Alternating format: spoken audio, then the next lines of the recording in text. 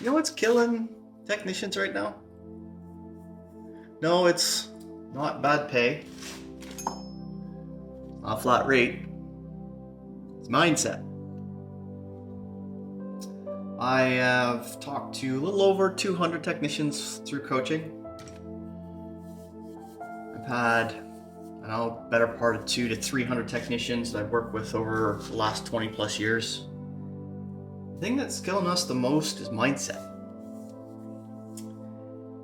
I've put together a little something for you guys to try and make sense of some of the stuff. I'm going to put a few more of these together over time, but this is kind of the first one. Those mindsets really, they really play a toll on us in a really big way.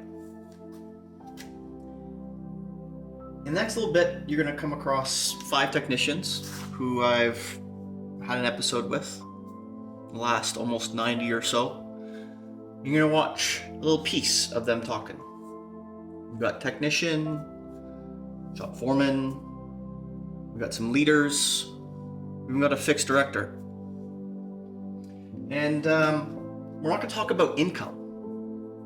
We're going to share their piece of advice to help you guys be better in a way that's a lot more easy to consume than trying to watch a 45-minute episode with me and them talking about their life and their story and their history and so forth. It's just their piece of advice that they give.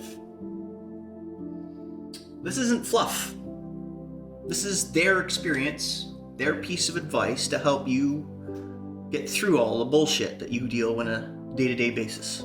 These pieces of advices are not fluff. They're how to keep you sane. How to take your current mental state from what is probably down here to at least here tomorrow. And with any luck, one of these pieces of advice might even take you to here. If you're listening. We've all had those days. Sometimes they come a little bit more frequently than others, but we've had one of those days. I know I've had my fair few. But this gentleman, Derek Shearer, is going to share something that helped him get through those. You know the ones where you're really pissed off? Never seems to go right in some capacity on an entire day? You're going to listen to him, and you're going to hear him talk about that, and hopefully his piece of advice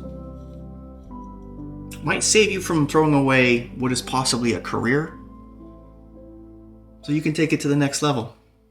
Be patient and take it day by day, right? It's easy to, like you said, hit a concrete wall and bash your head against it and be like, oh, I spent all day trying to figure this problem out and I can't, I can't. And then you take that on to the next day, and then even when you're done, you're still taking it on, and you just end up ruining a whole week for yourself because you've just let one day ruin your whole week, or just 1 hour ruin your whole day, and so on.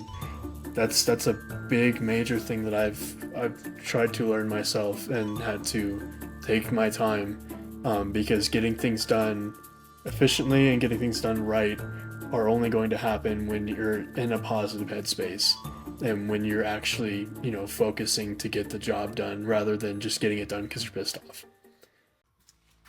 You catch that? He's not saying don't have a bad day, because it's gonna happen. There's nothing you can do about having bad days. There's nothing you can do about it. Right? Stuff is gonna break. But what he's saying is, don't let circumstances control your behavior. You are in control of your behavior. Don't allow it to make you mad. There's lots of things to piss you off. But don't let a broken bolt, or anything else for that matter, get the best of you. And here's a little tidbit There's no prize for suffering.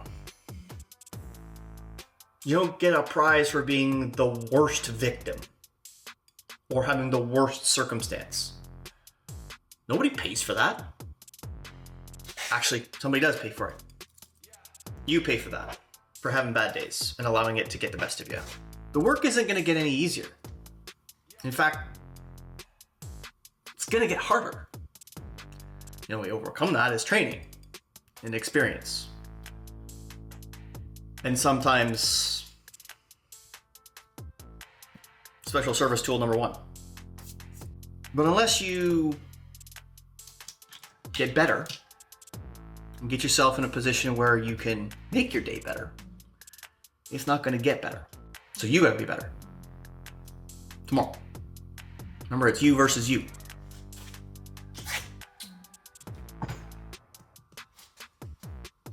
So the next person you have up the plate here to watch and get some advice from, they're not going to be able to tell you what's wrong. They'll give you ideas. They might help you get close. And in some circumstances, they might even be able to help you diagnose things. But the edge comes from your ability to persist. That's the next text you're going to listen to.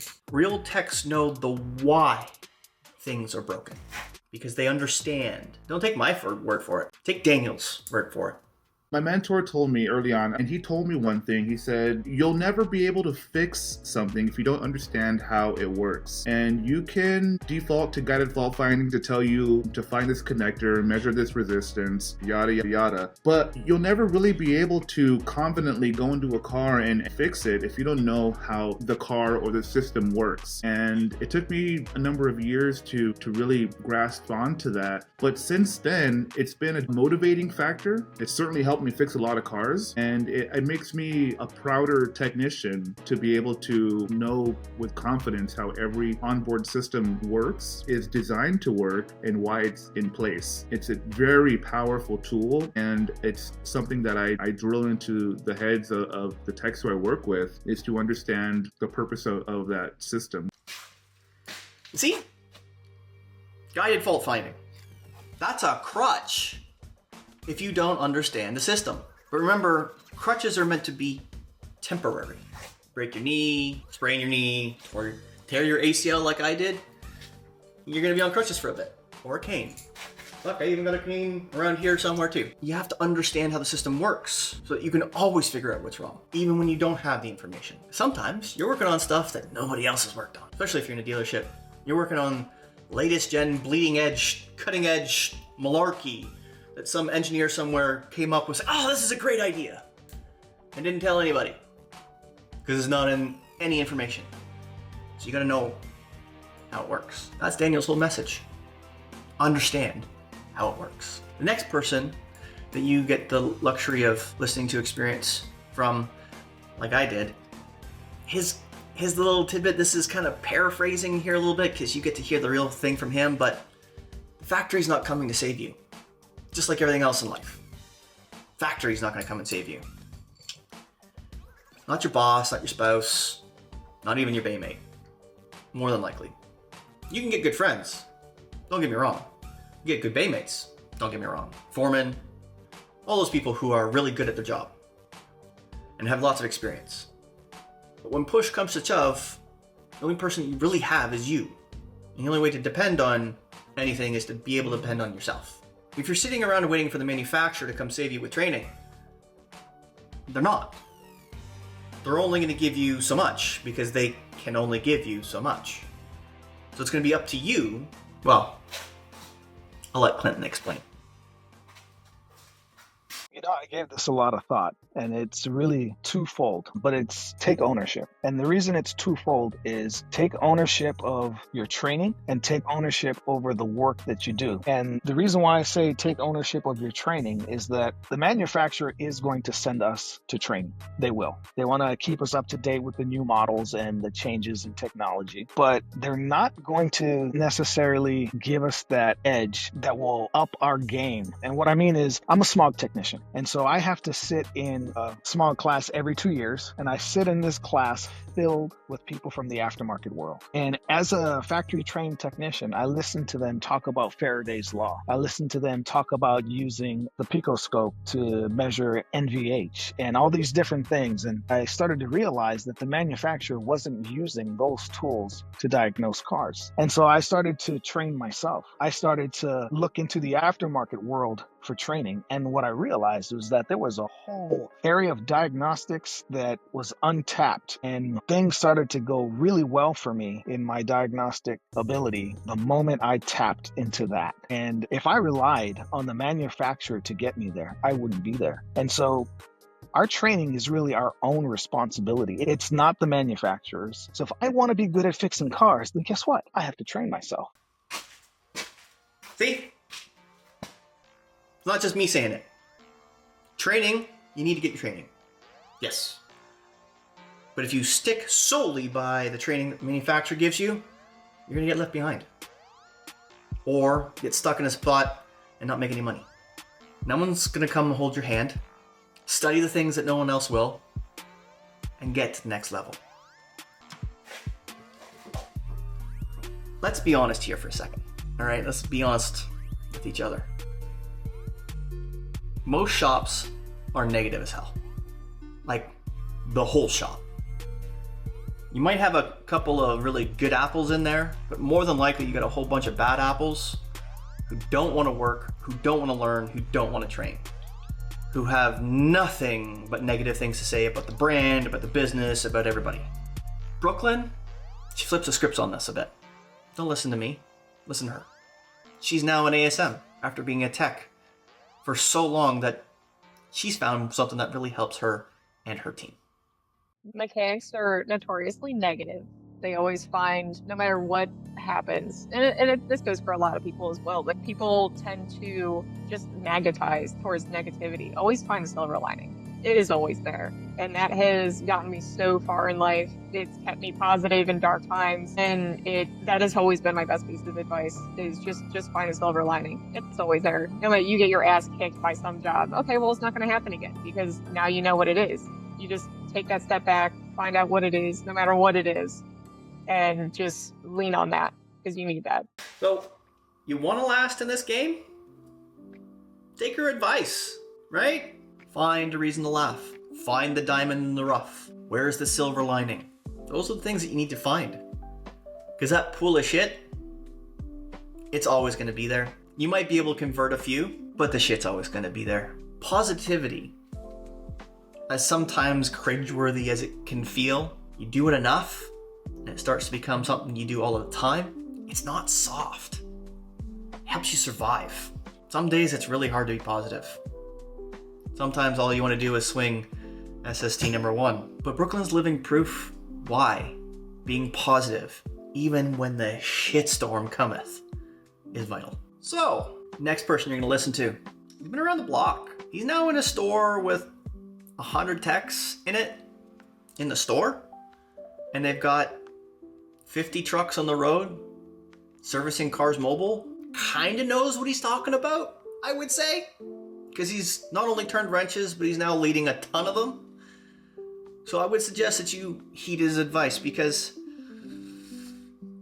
I wish I'd heeded his advice a whole lot sooner in my career. Well, again, don't take my word for it. You listen to Jeremy, and then see me after. So really, it's just invest in yourself. Start with personal growth. And what's cool about it is you don't have to spend a dime to do it. Like I was saying early on my stuff, there's YouTube channels. I mean, there's Audible you got to pay for, but if you don't want to pay for it, there's public libraries that have this book. Because I've checked out a lot of books in there that, at the time, with a big family of 5 boys, there wasn't a lot of money to spare. So YouTube every day. I kind of invest 30 minutes a day in some kind of personal or leadership. And what that is when I wake up in the morning, I listen to something positive and encouragement, leadership training, or just personal growth just to get my mindset.